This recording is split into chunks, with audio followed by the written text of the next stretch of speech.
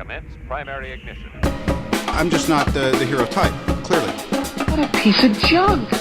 Enterprise, this is the captain. I got a bad feeling about this. It's all part of the plan. Engage. Welcome back to Podcast 2 for 1. I'm your host, Donovan Thompson, with my co-host, Daniel Wingfield.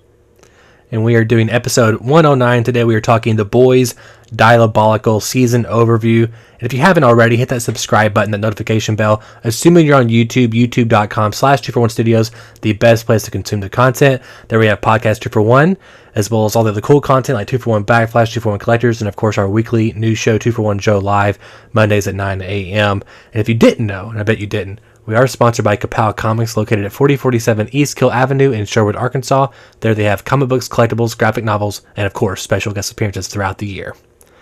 Daniel, we are talking The Boys Diabolical. We are.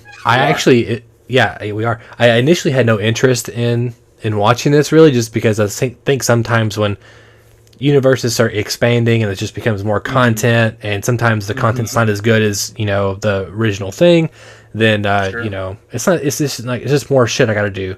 But based on your recommendation, I started watching it, and it ended up being a really quick watch and a really fun one. So, real quick, what's your general thoughts on The Boys Diabolical? And also, for our listeners, what is it? So The Boys Diabolical is, if you've watched Star Wars Visions, I would almost equate it to the Star Wars Visions of The Boys, right? 100%. So it's 6 episodes, maybe 8 episodes. They're all really short, like 15 minutes or less. And it's all, every one of them is done by a different animation studio, a different writers, different certain voice casts, and they actually get some actors from the show to come back and voice characters too. But each one is totally different in kind of tone. There's some that are very sweet and heartfelt and like emotional, and then there's some that are just kind of silly, gory. And I will say, like, the one theme that runs through them all is the gore. It's very much got this, for sure, the Boys fascination with gore, and even so, like, for instance, the first episode is basically animated like the Jetsons, right? Yeah. And it's also incredibly gory. So there's a little bit of fun juxtaposition between like cutesy, colorful, cartoony art style with like very gory deaths and very gory, like scenes and stuff like that. But I really enjoyed it. I thought, and I went into it with very little expectations, kind of like, I need something to watch, and this seems, it's very easy to pick up and put down, right? It's because every episode is independent of the story. Mm-hmm. Each episode is its own self-contained story, so you can watch 15 minutes and be done and not feel like, you're not going to remember what happened next time. But I thought it was wonderful. I thought the animation was fantastic. There's a really fun Rick and Morty episode that's done by Justin Roiland and is really fun. We can get into some of the other ones that are our favorites, but I really enjoyed it. I thought it was better than I expected, and I think if you're into The Boys, I would recommend watching it. Yeah, no, I I couldn't have said it any better. I had no expectations or want to actually to view this at all, and then we were like, what do we we're kind of like in a gap week. We have some few bangers fixing to come out with Moon Knight, with Halo, and Doctor Strange is on the horizon, all these other things, and Morbius, sorry. And I was like, man, what do we do this week? And then you were like, let's do The Boys Diabolical. I'm like, oh yeah, we've covered The Boys on the show, I believe, in some capacity, if not talked about the whole. I don't think we've talked about a season particularly, but we have talked about the show, and we've also covered Invincible, which is same studio, Amazon Prime. And it's in the same vein, right? In terms of like the blood and the gore and kind of some of these serious things. But at first watching it, I didn't wasn't fully grasped by the first episode. But after that, which I think was the Justin Roiland episode, from there on, I was really much like, oh, okay, this is fun. And they're so short, you're right, and they don't ever go over 15 minutes. And some of them are like pretty decent, deep emotional stories. And I was like, oh, this is actually pretty good, and I loved kind of seeing what the animation styles were. I did find it kind of like a mix between Star Wars Visions and then What If. Visions being the every animation style, and it's written differently, and then What If being some of the voice actors would come back, and then some of them wouldn't. So it would be like this weird hodgepodge of like, oh, that's the actor from the show, but then that's not. So it was kind of weird, and you kind of wonder why they couldn't get, the guy who plays, I can't think of the guy who plays Butch or Bones from Star Trek, but Carl Urban. Like, why couldn't you get Carl Urban to come back? But it was fun hearing all this stuff, and let's talk about some of the stuff that really stuck out to you. I think, of course, one of the big ones is the episode 2, right? An animated short where pissed off soups kill their parents. This is pretty fucking wild, and it's like even the art style of Rick and Morty, their eyes and all that stuff. The teeth, you can always tell by the teeth, because the teeth are like all individually spaced out, like little like nubs. And that's this. The first episode, I agree, was not as entertaining. For one, I think it's like completely non-dialogue. It's one of these like just music and kind of slapstick based humor, which it's still cute, and I don't think it's like bad, but it doesn't grab you. But yeah, episode 2 is Justin Roiland, and you can tell immediately from the art style, and then like later on he actually voices a character basically as Rick, and it's great. It's fantastic. It is like these kids getting mad at their parents for like injecting them with compound V as children and then murdering them back. It's very dark. It is dark, but very it's dark. Also, which matches Justin Roiland's kind of just style of shows he makes. It feels very natural to him. Like this felt like, of course, this would make sense that we get a Rick and Morty version of the boys. Like they just seem to be pretty harmonious in tone and style. Well, some of the cast members in this one are Kevin Smith, Kenan Thompson, Justin Roiland, Ben Schwartz, and the big one I loved was Christian Slater, and he was doing He was the narrator. Christian Slater, if you don't know him, he was in a lot of 80s, 90s action movies, and he also got into Mr. Robot later and a few other TV shows. He's done a lot of TV lately, actually, in the last 15 years, but he has a very distinct voice, and I was like, God, I would love to see him do a cartoon all the time, because it's so good. Absolutely. But I thought that one was really good. The one that I'll talk about specifically that stood out, and it's one of the later ones, I think maybe episode 6 or 7, is the one about the old couple and the woman that has cancer. Yes. That was the Dragon Ball really Z beautiful. episode. It was like Dragon Ball Z, but what if it made you cry? Basically, it's like the concept, because I just thought it was just, for one, I just really loved that it was kind of about this husband trying to save his wife, giving her compound V, but just the idea that like she became superpowered, but also like the cancer cells became like this sentient, superpowered organism, and that she gives her life to beat the cancer. Yeah. It's just, there's some really beautiful like thematic poetry there. Yeah. You know what I mean? Like it's like she had to give her life to save the world from the cancer that was going to like kill a lot of people, I would assume, or whatever, and it's just. Yeah. No, dude, it was so good. The animation style was great. Amazing. And, yes, when she's up, you have this old woman flying in the air in a hospital gown, but she's like floating and like pulsing like Goku in Super Saiyan mode. No, yeah. It's like this really weird thing that's weird, but also super epic and like really cool. What's the last thing she says to him? Like, don't forget to eat or something? Something like that. It was something so simple and sweet, and that was written by Andy Samberg. Do you believe that? The whole show, the whole episode? That episode was, I did not know that. That's really impressive. Yeah, it's called John and Sun Hee. Yeah, no, he did a good job, and that's what I'm saying. It's just it's like all these standouts like that, and I also really loved like the episode before that, Nubian versus Nubian, with the couple. Oh yes, and their daughter, and the little girl. Yeah, and that was Don Cheadle. Was one of the Nubian prince was Don Cheadle. Okay, that makes sense. And John DiMaggio, who is I believe Bender from Futurama, but he's also Gears of War. He's Marcus Phoenix from Gears of War. I know John DiMaggio was Marcus Phoenix. That's crazy. Yeah, I mean Don DiMaggio is like maybe one of the most recognizable voice actors, like in terms of like his voice when he does it. Oh, definitely. You know what I mean? Yeah, he's also in 100%. Disenchanted, Disenchanted on. Maybe Netflix, he's which is great. not. Yeah, he's Bender. Yeah, he's Bender. He's actually He is coming Bender. back Oh, for yeah. the new future. I was looking, making sure I was right. For the new future, that was kind of a thing, him being absent from the new revival. Contract disputes a little bit. Yeah, making more money. No, but I think that was great too, of like this, couple and how their relationship is in the spotlight, and they, they're failing marriage, and it's just all these things, and I really love that one. But I also, I loved a lot of these, but I also really liked Boyd in 3D, which was the guy who takes an experimental drug from Vought, and he looks like basically Homelander, or a really attractive guy. Yeah, the one where they're putting like the cream on their faces. Yes, and then she And then becomes the girl a cat. turns into a furry. Yeah, Which was fantastic, like a very fantastic. I did not expect it to go that direction. Yeah. But I agree. That was a great episode.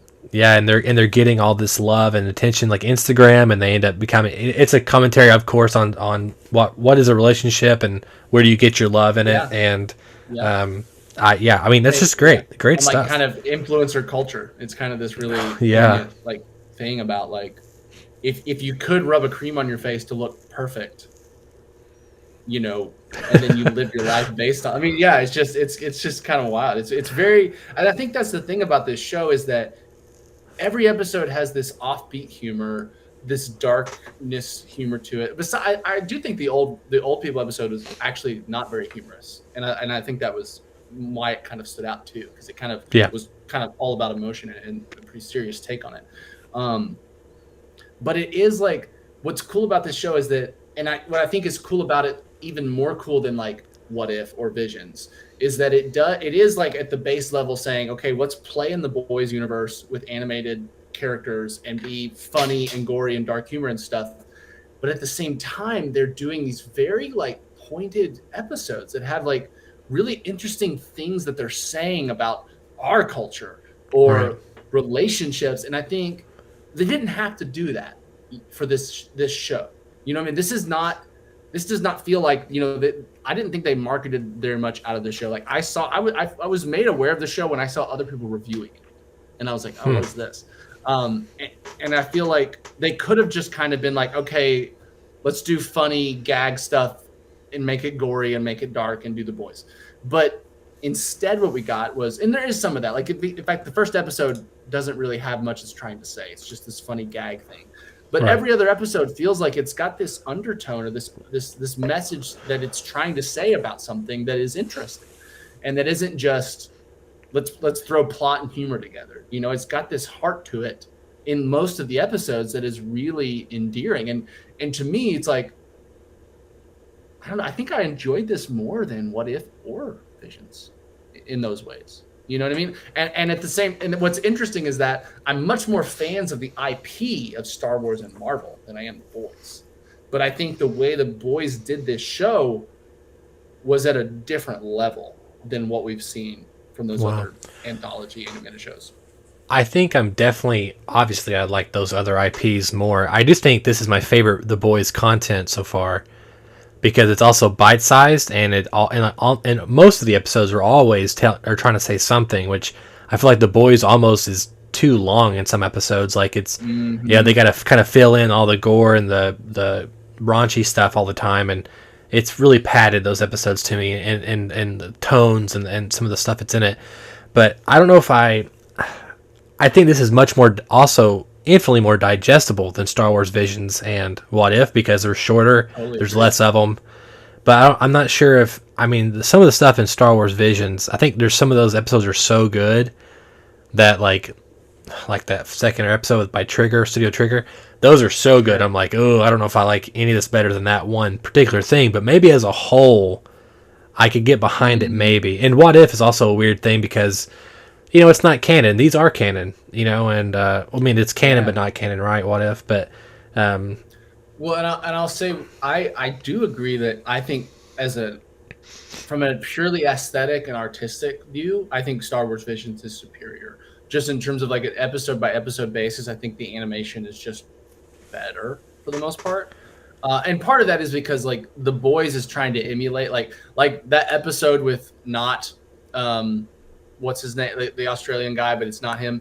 That episode's animated like Kim Possible, basically, Right. like that kind of Kim Possible stuff. We've got the one before that was animated like Rick and Morty. The one before that was animated like Jetsons. And so this feels like more of like direct homages to like cartoons we grew up with, whereas Visions felt like very specific artistic styles that these very, very talented, very ambitious animation studios decided to go wild with, kind of thing. Right. You know, I think back to the one that had like kind of that Mega Man aesthetic. You know what I mean? Fantastic, yeah. Every episode just felt so artistically, aesthetically, so distinguishable from each other that really stood out.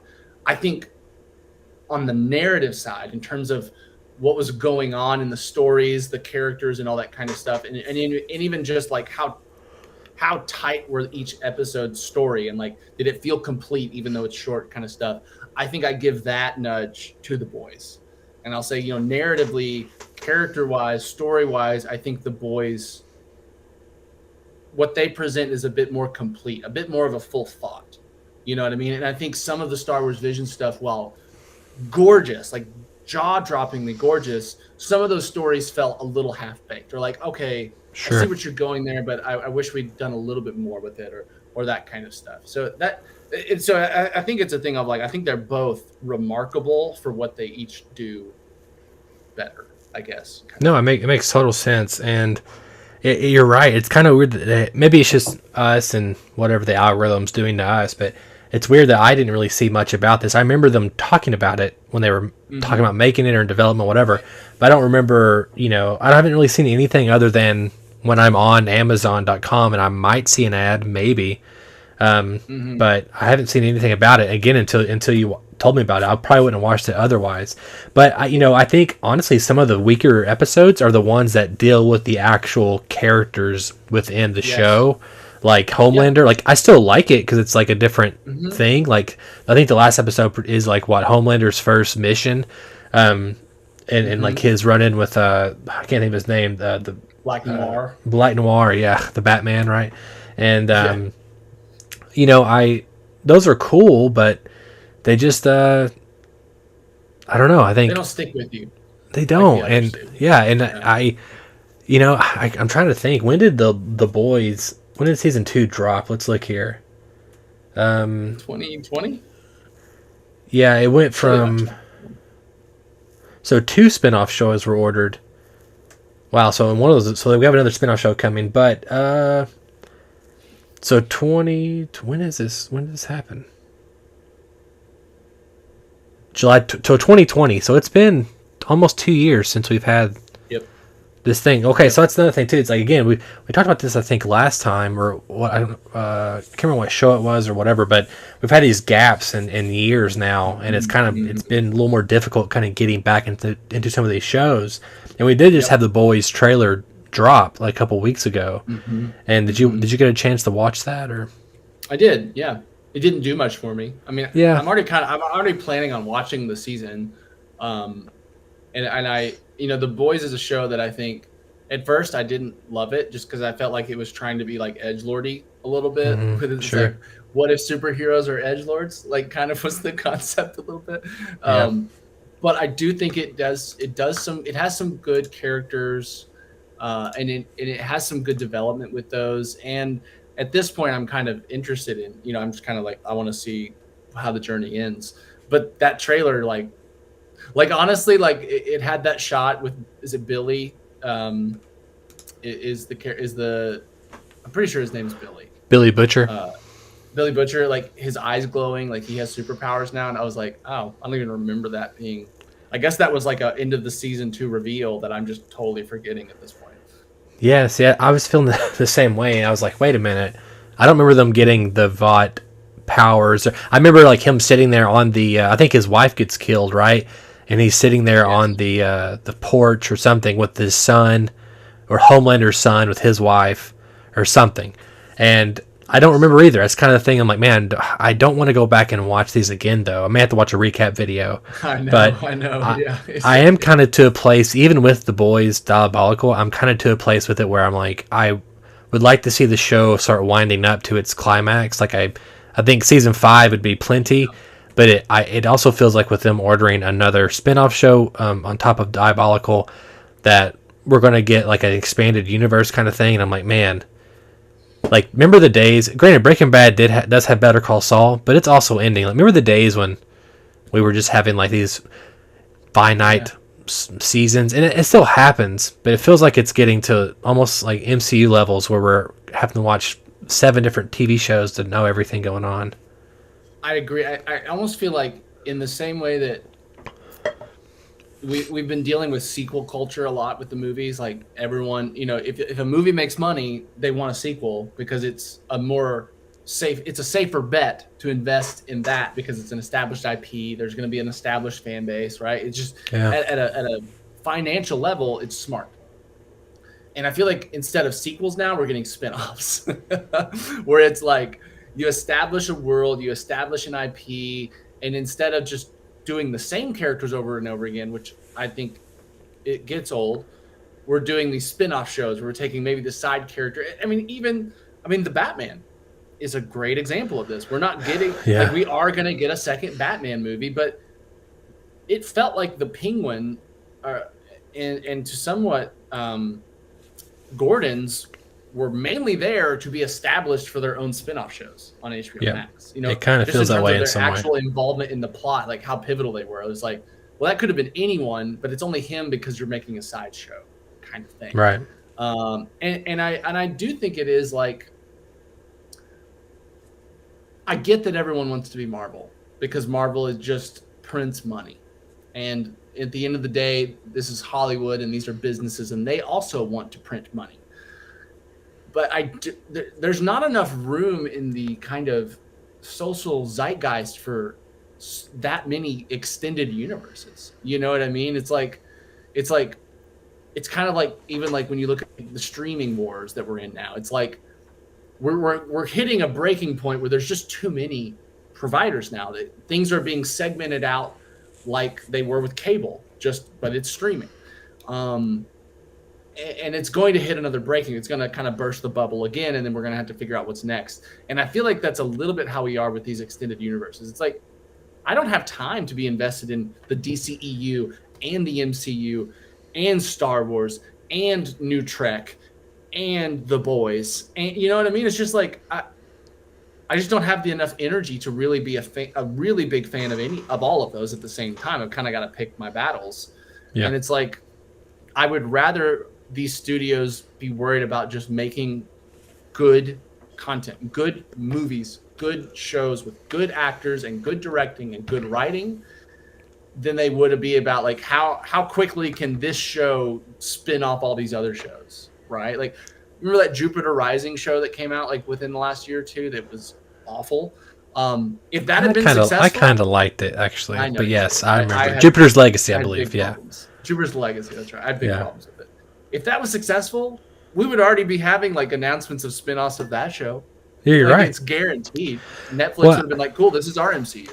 You know? I don't have an issue with, I think with like having these like supplementary kind of things that, you know, you can throw them off in the off seasons and they're like, you know, you have things develop multiple whatever.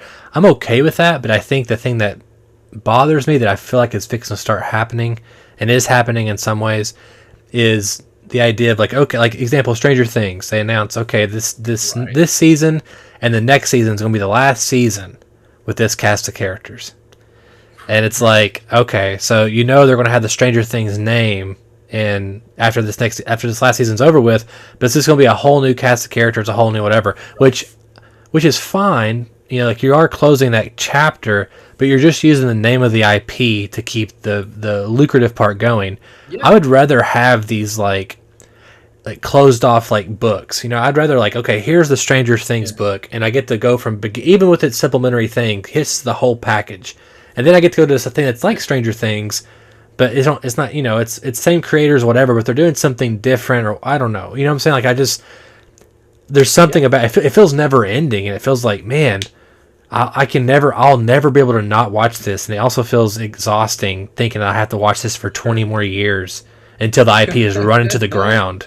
I mean, really, it feels exhausting. Something, you know, even like, you know, even Marvel in a way, I would like them to at some point say, hey, the universe is we finished this whole universe saga.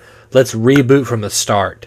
That way I can take like 2 years off and then something. Yeah, 2 years off, 5 years off, and like it would be ballsy as fuck for your stakeholders or shareholders. But when it would came back, you would be coming back with such a roar. exactly. You know what I mean? Yeah. Like you would, because people would be so they've had like a 5-year break, and so they're the people that are craving it. They've had time to have a palate cleanser. I mean, superhero fatigue is real. You know what I mean? And I think even just as a culture or society, we're collectively getting more fatigued by the more and more TV shows, the more and more. It's eventually it is going to be like, you know, if it keeps up at this pace, there's going to come a part where people just don't want to watch superhero stuff anymore. Yeah. You know what I mean? They've seen it all. They've seen the best of it. You're right. Yeah, I mean, Star Wars, Marvel, we see DC doing it now, which, you know, those are all like kind of almost, especially Marvel and DC, those are expected because they've always kind of done that in a way. But now Star Wars is doing it. They've been making movies for 20, 25 years. You know? Yeah, and they've been making cartoons. Like this is a brand new IP they're just coming out with to make a big established universe out of right the gate. You know what I mean? Yeah, and they've always done TV shows. They come from, I'm sorry, the fact that they come from an established comic universe, it feels more genuine. It's like, well, how could you do this right without it being an extended universe if you're trying to like emulate the comics? Like it's kind of necessary to like the medium of MCU or DCEU is these branching storylines, these branching characters and all that stuff. You know? Yeah. I mean, another example is Yellowstone, which is really popular in the southern states, right? For obvious reasons. Yeah. And on Paramount Plus, they have 1883, which is like a 7-episode, which I prefer this better, like a 7-episode limited series that takes place 150 years before, 200 years before the show. It's a prequel. And then they have another show coming out, I think next year, 1933. You know what I'm saying? Like they're kind of like dabbling, and they're expanding this Western TV show. It's basically it's a Western, right? And into, you know, multiple spin-offs and multiple shows, and which is, you know, it's great if you like that kind of content, and I guess that's the point of it. But it's also like, man, it's getting so much, and you're right. There's going to be a bubble explosion eventually. And I think the other problem with that is that even if it's incremental, usually the quality degrades the more it expands to some degree. I think that's evident even in Marvel. I think our discussions about the Marvel TV shows and in some of the recent Marvel movies, it's like, okay, well, yeah, it's not as good as it was in this way or that way. Or it's not as tight. It's not as precise, maybe. And I think, you know, Breaking Bad is very much the exception here, where Breaking Bad, you had this perfect 5-season story. And I'm pretty sure from the beginning, he was like, this is 5 seasons. This is a 5-season arc. And like went into that knowledge. And they told that story perfectly. And then within that, they found this other really interesting character in Saul Goodman that they said, well, we would really like to explore him, you know, really individually. And now I think is the last season of Better Call Saul season 6? Is 6 the final season or 5? Yeah, it's 5 or 6, but it's coming out relatively soon. Yeah. So and this also feels like a contained. This is a 5 to 6 season arc of how this character becomes who he is, and the reason it's working so well is because Vince Gilligan's doing both. Yeah, I've got one guy with a really singular vision, a really good at what he does and telling these stories and getting these characters to just be really evocative and emotive and exciting, doing everything about it. And we're not, I hope we are not getting like a Gus Fring, you know, show after this, like especially if, you know, Vince was involved, I'd at least give it a chance. But I just feel like that's the rarity now. The rare thing is you have these very artistic or very visionary creators with a very specific vision, a very specific story, a very specific arc they want to tell, and then they do it and then they're done, and then it's like boom, it's perfect. You know what I mean? Like that's to me what is so amazing about Breaking Bad is how it did everything it wanted to do every season, and it completely nails what it's trying to nail, you know, in terms of like what it's setting up. It nails it, and then it's over and it's done, and it's like Walter White's story is over, he's dead. It's just there's something I respect so much more about that instead of like where it feels like in all these other properties we're just milking it. You know what I mean? We're just getting well. Let's get more. More equals more money, but it also means less quality a lot of the time, and that's unfortunate as a fan of Star Wars and as a fan of MCU. I would rather see less content and higher quality standards than just tons of content, but we kind of are all over the place in terms of what's that good. You know what I mean? No, I agree. And I'll say this on the flip side, a benefit of having all these shows and properties and streaming services is that it is creating more opportunity, at least it feels like it is, for people like us to make content, and I don't suspect that these companies will just shut down their streaming services, right? I feel like they're going to keep going, and it's the thing, they're going to need more and more TV shows constantly and more movies to put on there too, and so I feel like that's the one benefit, is that we're, if we wanted to make a Star Wars thing, it's probably more likely now than it was ever before, because there's 15 shows being worked on and they need 40 different writers or whatever, so that's the positive. But there is it's interesting, it's a little troublesome. I'll say this though, on the other flip side, there is superhero fatigue, but damn, Moon Knight looks good. I can't wait. 10 days, baby. Yeah, 10 days. And I'll say, I think even specifically, there's some superhero fatigue with the classic kind of formula for superhero stories. There's not a lot the more we get outside of the box, the more we're telling like these really interesting characters like Moon Knight, who's this like someone with a literal, real, like just like real life mental health disorder, like disease, and even Spider-Man, and kind of like this really complex, multi-dimensional story, and even Doctor Strange. Like the more they're getting outside of the box with their storytelling, the less fatigue there is to me. Yeah, because we're not just getting the same old like superhero origin formula every time. You know what I mean?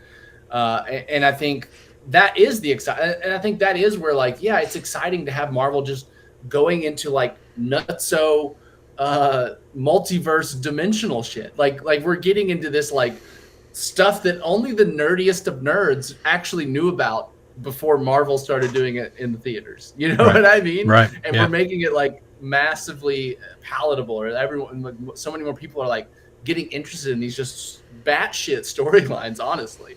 Yeah. And I think that's where they're still thriving for me.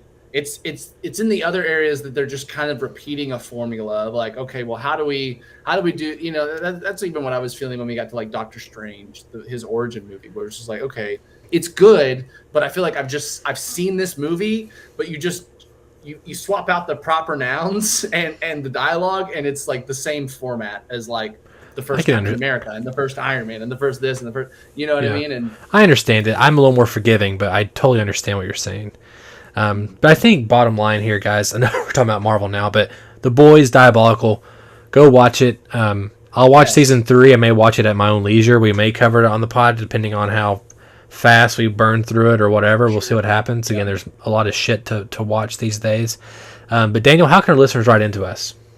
Listeners, you can write into bit.ly/241mail and let us know what your favorite episode of The Boys Diabolical is. There's a lot to pick from, a lot of good ones. I know we covered a few of them, but I think there's probably a few more that are worthy of noting that we didn't get to. So let us know, and we'll read it on the show. bit.ly/241mail. It's right here on the screen. And of course, if you haven't, again, hit that subscribe button, the notification bell, assuming you're on YouTube, youtube.com/241studios. Of course, you can always find us on all podcast services, and you can always give us a rating there. It really helps people find us, and it helps us fight the algorithm, more importantly, which is our number one enemy. We have hit 241 subscribers, so we have completed the legacy, and we are the chosen ones. If we never get another one, it's okay. Yeah, I think actually we're at 242 now, so it's already passed and gone, so... I know, damn it. I'll unsubscribe real quick. I guess now we just need to get to 2,401. I mean, that's what I was thinking, or 241,000. That's what we should. Or, we just gotta exponentiate. I mean, I think that's the goal. I think that's the plan here. All right, Daniel. It's always a pleasure. I always enjoy talking. My name is Donovan Thompson. I'm Daniel Wingfield. And we have spoken.